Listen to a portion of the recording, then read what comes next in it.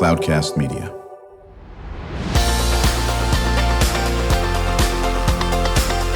Drew Schlosberg Spotlight on the Community Show, amplifying the voices of social impact organizations, entrepreneurs, local nonprofits, and other community champions who shape the culture, creativity, and connectivity of San Diego.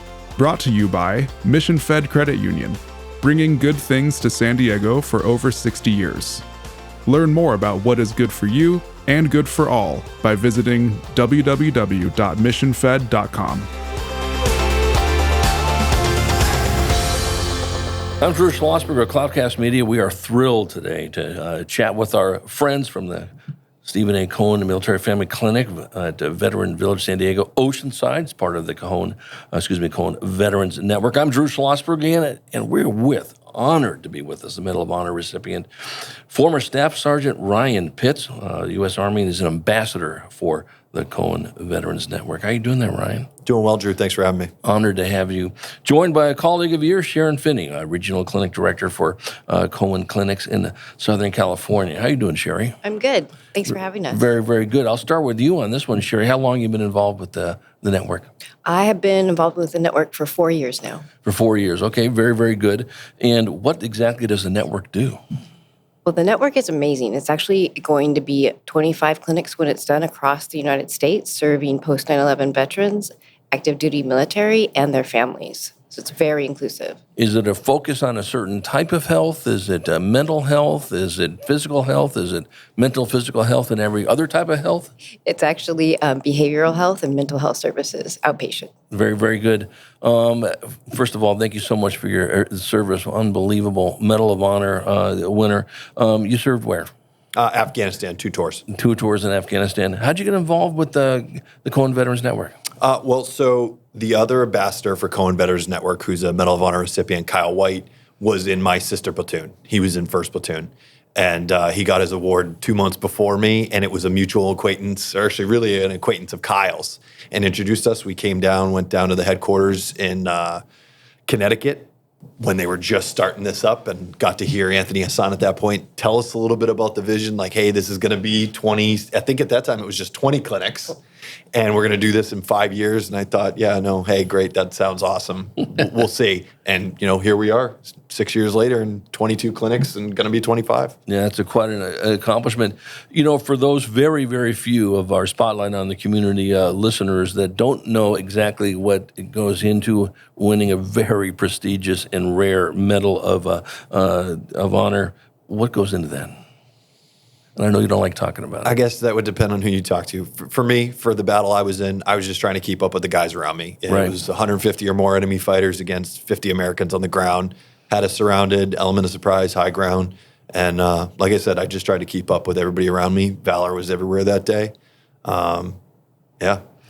Yeah, I know people don't like to usually talk about their service. My father fought in World War II, fought in Guadalcanal, which was pretty intense fighting, as you can imagine. And interesting, he only talked about the good things, believe it or not, like training the natives in New Guinea how to play tennis, and how they snuck a wallaby on the ship, and they had a pet wallaby hidden from the captain. Every time they come by, the thing would be in some other corridor on that stuff. But I know certainly some intense days that you had, and so forth. Why is this important for you, Ryan, to be involved in this network? Well, I've dealt with what I call the invisible wounds, and I suffered physical ones too. And let me be clear that for me, there's no difference between the physical wounds that I received and the invisible wounds that I received as well. And I've seen, the changes in myself. I'm still kind of learning about how combat has affected me and my service, but I've also seen it in friends, guys I served alongside. What's hard to imagine is, we've got 20 years of combat between Afghanistan and Iraq. I was talking to one of my buddies. He got out shortly after I did in 2009, and think, we were there almost another 10 years. He had 38, maybe almost 40 months of combat in 8 years that he served. That's ridiculous. I have buddies that are in double-digit deployments now. Right. That takes a toll on you. I don't care who you are. You go through those experiences, it's going to change you. But there's also all these other veterans, everybody that supported us along the way. I didn't, have that appreciation when I first joined, but now, it is a team effort. It is everybody doing their jobs from logisticians, mail clerks, mechanics. I don't care what you do. Every job's important. And the families as well. I wasn't married when I was single and had the time of my life. And now I'm even happier now that I'm married. But seeing the burden that it was on the families, like while we're gone in Afghanistan, we could look around. I knew what I was doing day to day. I knew what was going on with me. The families back home, they have no idea what's going on. And they're trying to deal with life as hard as it is. And so it's, people are going through transitions, like Shari was saying. There's active duty, there's family members, how the veteran defines family member. And I think that's an important distinction. It's interesting you bring that up. We've been affiliated for quite a while with the San Diego Military Advisory Council. They do great work in San Diego. They've been around for 15 plus years. We've done shows with them as well. And you hit a common refrain is that what is so critical is the support that we can give the families when their loved one are deployed. And whether it's, male or female doesn't make a difference. You've got enough to worry about when you're in Afghanistan or when you're in Iraq or whatever the case may be. You got a mission right in front of you that's very dangerous.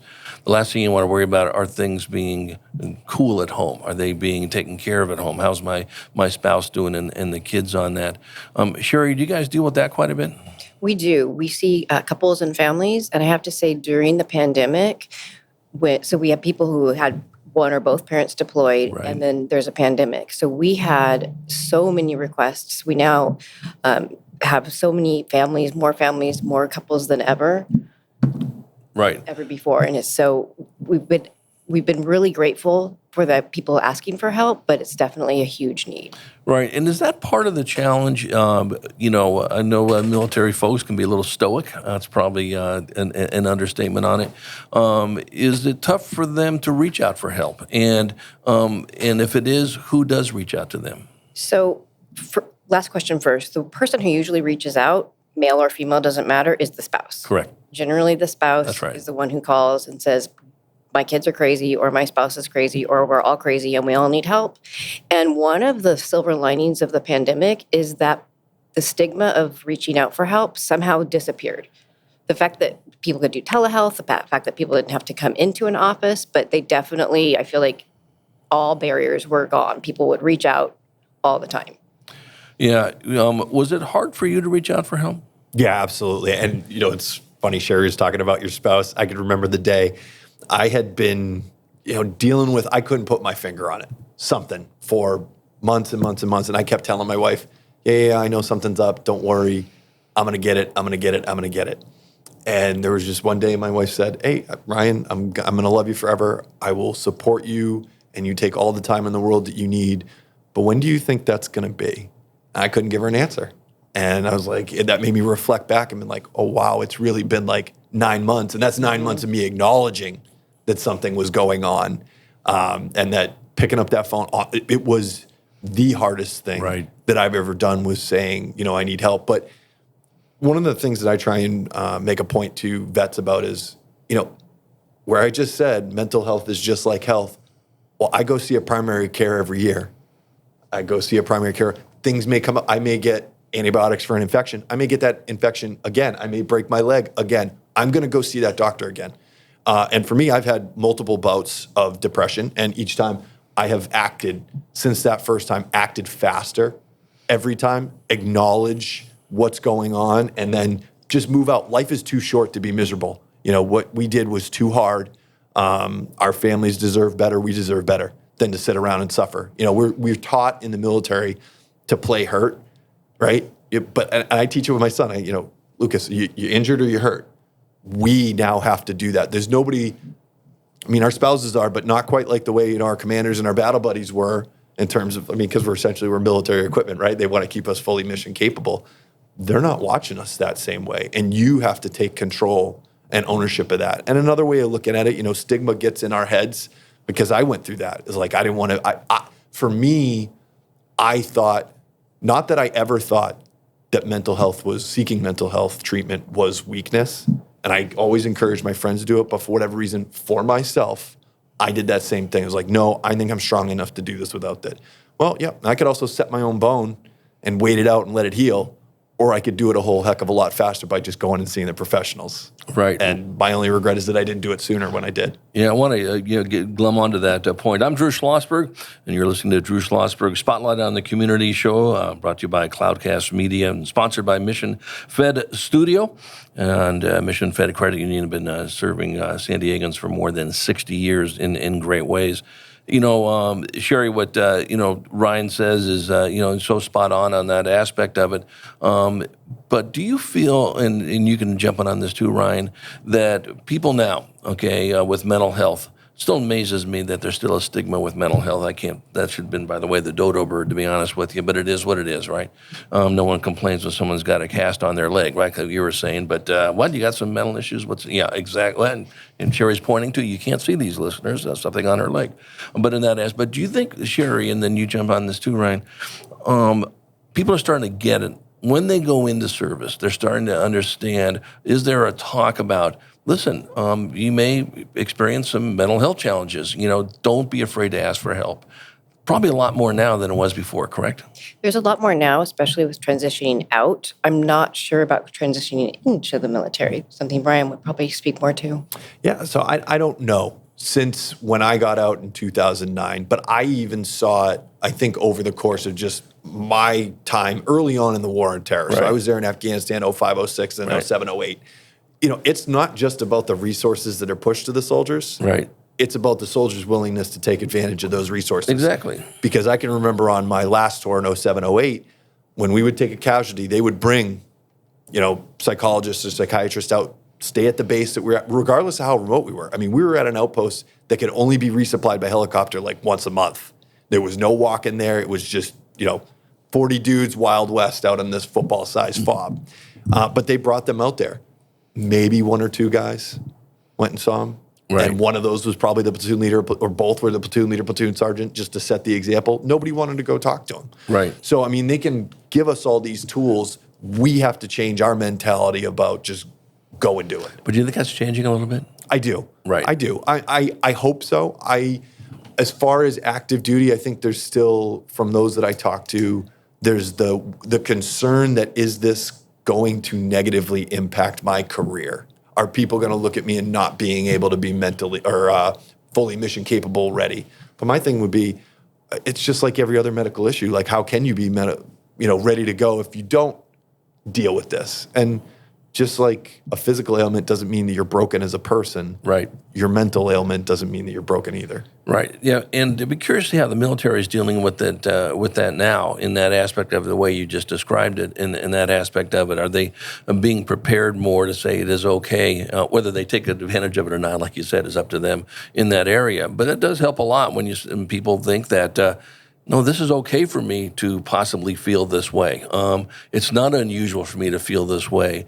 And yes, listen, guys certainly feel a little different than women, I imagine. Both that are in combat, maybe they don't in that aspect of it. But I think it's just the recognition of it is just so critical.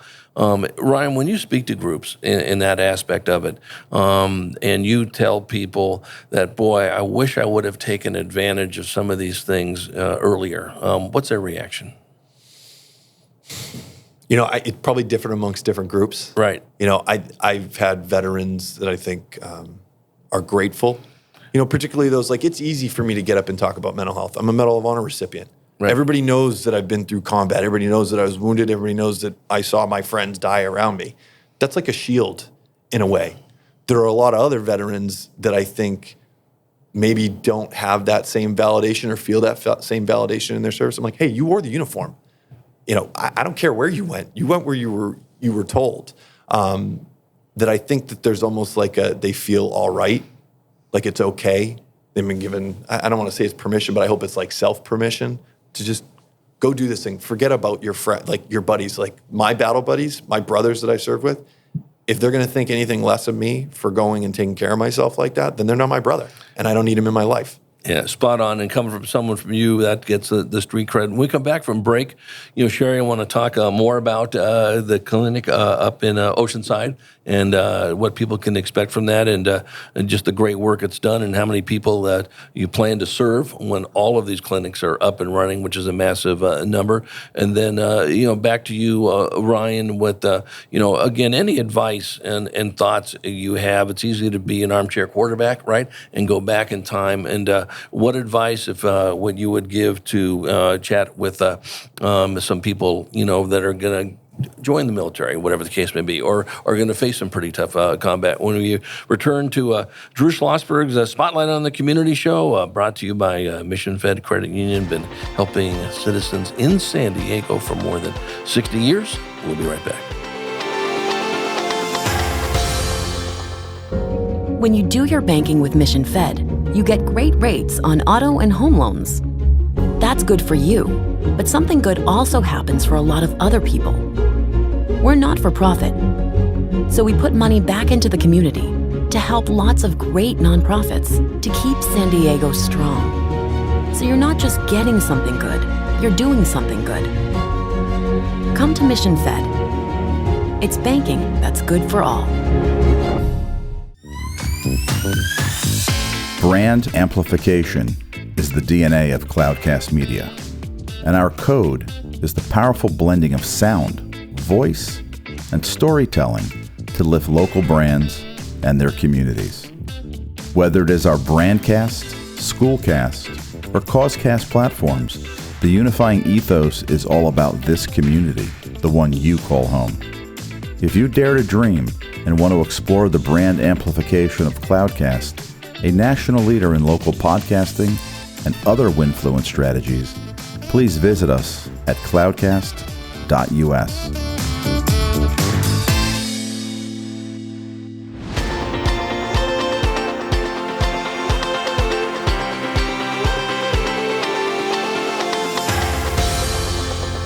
I'm Drew Schlosberg, and you're listening to Drew Schlosberg Spotlight on the Community show, brought to you by Cloudcast Media and Mission Fed Credit Union, the credit union that's been serving San Diegans just terrific for more than 60 years. We are honored to be joined by former Staff Sgt. Ryan Pitts, U.S. Army Medal of Honor recipient. Thank you so much for your service, Ryan. An ambassador for the Cohen Veterans Network, joined by his colleague, Shari Finney, Regional Clinic Director for Cohen Clinics in Southern California. And we were talking right before break, or right during break, Jerry, I'll toss this also over to Ryan. What makes the Cohen Veterans Network unique, and especially all the cool things that are going to be happening up in Oceanside? So there are so many things that make the network unique. The first is that it's 22 clinics now. It's going to be 25 by the end, and we all have adopted the same high standard of care. So when you come to us, you get the gold standard. You get research-proven, evidence-based practices that are effective.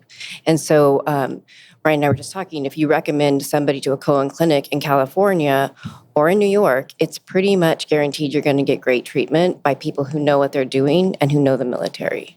Right, exactly, and that could be across the board and so forth. Is there anything going to be different about the Stephen A. Cohen Military Family Clinic at Veterans Village, San Diego, Oceanside? What makes that stand out? Well, that one's going to stand out because it's right near Camp Pendleton and an active duty base, and it also has about 40,000 veterans there, so we're going to serve a lot of families. That's another unique thing about the Veterans Clinic is that they let the veteran define who the family member is. So we can see anything from a stepdad to a live-in girlfriend to a stepchild. Right, so it hits that network, and it's obviously not just the veteran, okay? It's the veteran and whoever else is impacted by that person, correct? Correct. Yeah, that is huge. And Ryan, to you, what makes the Cohen Veteran Network unique? Well, Shari stole some of my thunder. Sorry. No. She can give it back to you. No, it's fine. This is good. I think one of them is the fact that discharge status doesn't matter, right? Like some of these mental health afflictions you may have, gotten in the military may have led to your discharge status of other than honorable, which means you might not be able to be seen at a VA. And, Shari was talking about families. Well, your family might not be able to go to a VA, or if you're not a combat veteran or fall into a certain category, you can't go to a vet center. And that's just one area where CVN has been so on top of things. Likewise, we were talking about it like during COVID, like telehealth. They were an early adopter of it. They were ready to roll it out. And last year they had 90,000 sessions, providing telehealth, which is also huge in terms of expanding access, right? You look at states like Texas or, parts of the Midwest, and I could drive across my state of New Hampshire 4 times before I get halfway across Texas, right? That's huge. And that ability to have clinics all over the country, right? I served on active duty. My brothers and sisters that I serve with are nowhere near me. They're in Florida, they're in Texas, they're in California, knowing that there are these clinics out there that are using these evidence-based treatments, not snake oil, stuff that works. Right. I can feel confident in sending them out there. Right. So, Shari, when all this stuff is evidence-based research, which ties to evidence-based practical work and all that, who do they work with? Do they work with the universities? Do they work with other clinics? Are they working with hospitals? Who do they work with? So the answer to that is yes. So Cohen Clinic, Like everybody. they do. They have monthly webinars that train all of our clinicians, and then we also have access to pre-training when we onboard, from everything from Beck Depression Institute to we get certified in prolonged exposure, cognitive processing therapy. They do an amazing job. In fact, that's one of our selling points when we're recruiting and trying to retain staff, is that you get top-notch training every year. So, Ryan, did you hear about the Cohen Veterans Network when you were in the service?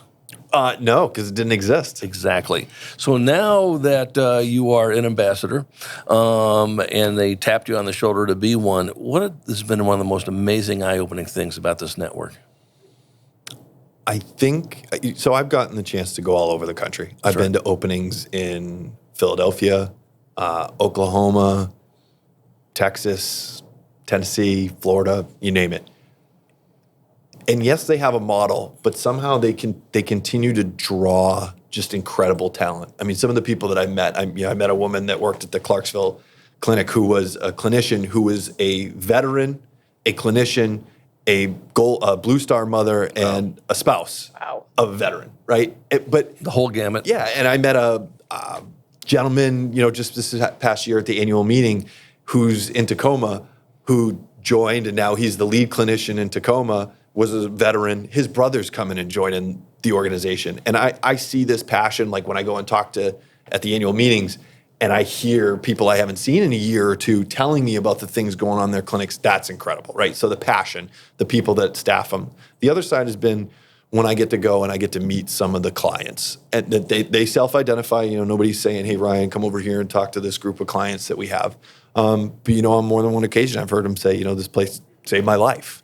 Right, and I came here because they got this clinician, and it's great. And you see a lot of, we're in a meeting room here, but they have community rooms where they'll put together activities, or veterans who have moved on from treatment come back and, hey, I'm going to teach knitting, and just find a way to stay connected to the community, right? Because I think that's something that a lot of us miss when we leave, and that's what we love so much, is that brotherhood, that sisterhood, that family.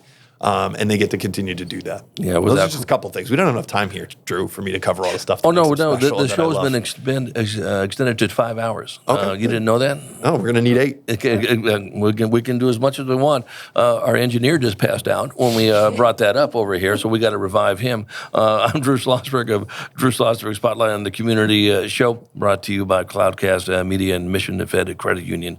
Mission Fed has been working with wonderful citizens in San Diego for 60 years. Honored to have with us former Staff Sgt and Medal of Honor recipient Ryan Pitts, as an ambassador for the Cohen Veterans Network, joined by his colleague Shari Finney, Regional Clinic Director for Cohen Clinics in Southern California. So Ryan, we talked about this earlier. For those folks who don't seek help, that's up to them, whether they choose to seek help or not. But for the ones that, are on the fence, how do you get to the people? How do you say, you should take a listen to see what Cohen Veterans Network does? Is it hard to do that? It's situational, right? I mean, you got to meet people where they are and understand where they're at. Right. Sometimes it's being willing to have the difficult, uncomfortable conversations of saying, hey, do you think that maybe you should go talk to somebody? Right. Because I've been there in your shoes saying, I'm going to get this, I'm going to get this, I'm going to get this. But it's easier for them to hear that from you than it would be from me. Okay, obviously, didn't serve in the military at all, even though I totally understand it, know all about mental health. But that gives you that cred to do that. But other people should be able to share with them. You mentioned the spouse. You talked about this, earlier, Shari. What happens is the spouse says, you need to take a look at stuff like I think you said your wife did in that aspect of it.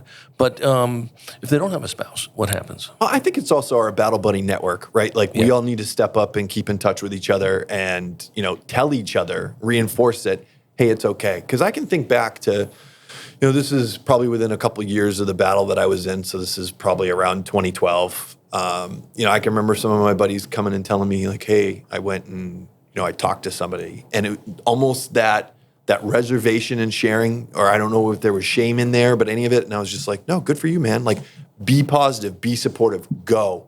The other part is, like I said, I'm obviously comfortable talking about my mental health journey. I had depression as early as this past spring and went through it, and I'm on my climb out of it, and that's great. But talking about it, that's where we take the power back from it. That's how we normalize it, right? It's no different than a cold. Hopefully I can just, it's a little bit more serious, but I'll, get my medication and go see my doctor and move forward with it. It is, sometimes you got to do some, bold things. I've had tough conversations with some vets that I think are suicidal, and I say, do you think you maybe should keep your guns at home? Like maybe you give them to me and let me come put them in my safe. Right. Sometimes it's going out there and getting them. Right. Depending on how critical it is or whether they're in crisis, it's sometimes like I've called cops and say, hey, I don't know where this guy is. Can you go check in on him? Wow. It's leaning into, sometimes you got to lean into some uncomfortable situations. But the big part is just showing that you care and not giving up. It can feel like apathy when people are too uncomfortable to talk about mental health. And if I'm not going to bring it up and talk to you and you can't tell me, then it's just, we don't say anything and nothing ever happens. Right. Well, and sometimes bad things happen if you if you don't do that. So, Shari, listen, our listeners are very benevolent at the Spotlight on the Community and always know this question is coming. What can they do to help support the network? Well, one of the unique things about the network is that it partners with local organizations. Yeah. So in our case, it's partnered with VVSD, Veterans Village of San Diego, for all 3 clinics. Right. So they can go to vvsd.net and look at either opportunities to volunteer or to give, or they can go to the Cohen Clinic webpage and donate or look at volunteering there as well. And that's CohenVeteransNetwork.org. Right. Again, and volunteering is just as critical as donation. No one's going to turn down a donation. We all know that. Not everyone's got Bill Gates money, but any donation is fine, correct? Correct. Right, and volunteer as well. Ryan, any final comments? Hang in there, right? Mental health, I think we're still early in the evolution of it. In all honesty, we have our evidence-based treatments, and that's great, but they're still figuring things out, which doesn't mean, it means that sometimes you don't get it immediately right there that you go in. It takes work, and you might have a bad experience with the clinician. Don't give up on, the whole field, because I had that happen. Which is why I bring it up. I was at Walter Reed shortly after the battle. I didn't want to go to therapy. We were sharing some things about the battle, and I saw the look on a clinician's face of kind of disgust of the gallows humor that we had.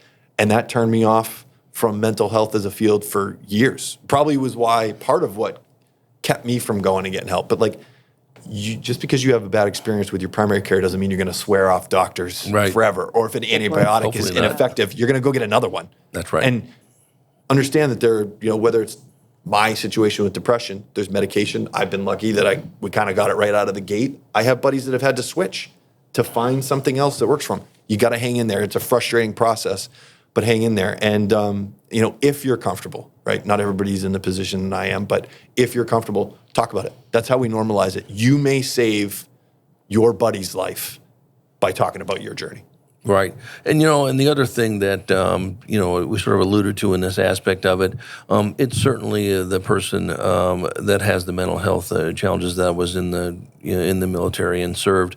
But to your point, Shari, it's the family members, the spouses, the aunts, the uncles, the cousins, the kids, and all that business that are also, affected by this. So this is just, absolutely so important. Ryan, if someone listening to this interview says, I like that cat, I want to chat with him and learn more about it, can they get a hold of you? Do they go through the Cohen? I'm not going to give them your cell number and call between 2 and 4 in the morning. Wouldn't do that to you. Do they go through the Cohen Veterans Network, or how does that work? Yeah. Yeah. Reach out to Cohen Veterans Network. Okay, and then that sounds good. I've just created about 24 more hours per day on Ryan's schedule over here. Yeah, I'm going to change my email. Very good. Okay, very good. You're going to change your My name. phone number is no longer good. Well, listen, people always like to talk to the folks that have gone through it. You all know that, and I think that's good. Ryan, what an absolute honor having you on. Thank you for what you have done with the service for our country, and, of course, what you're doing to Cohen Veterans Network. I appreciate that.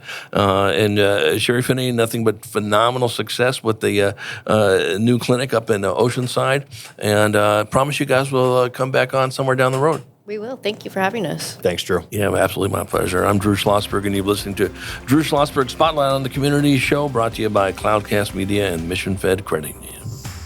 You've been listening to an episode of Drew Schlosberg Spotlight on the Community Show, amplifying the voices of social impact organizations, entrepreneurs, local nonprofits, and other community champions who shape the culture, creativity, and connectivity of San Diego community.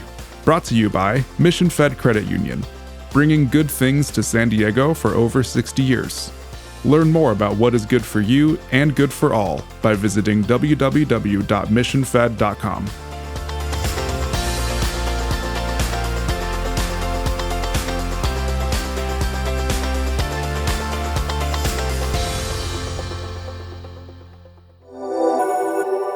Cloudcast Media.